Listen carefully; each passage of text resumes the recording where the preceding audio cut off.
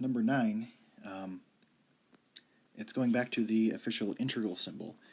And this one, even though it looks very different, I still want to use my rules that we've learned so far.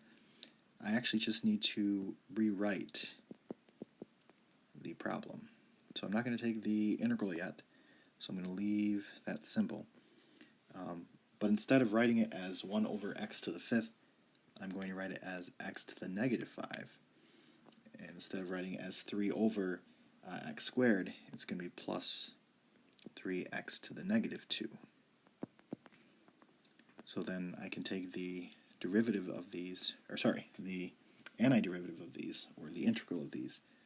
So this will be x to the negative 4 all over negative 4 plus 3x to the negative 1 over negative 1.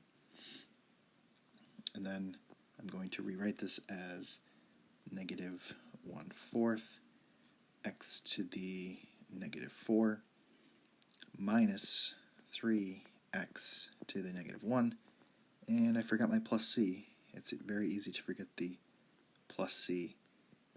If you look up online, there's tons of memes and stuff like that about getting everything right on the test except for you forgot plus c, so you get a lot of points marked off. So make sure that you don't forget plus c.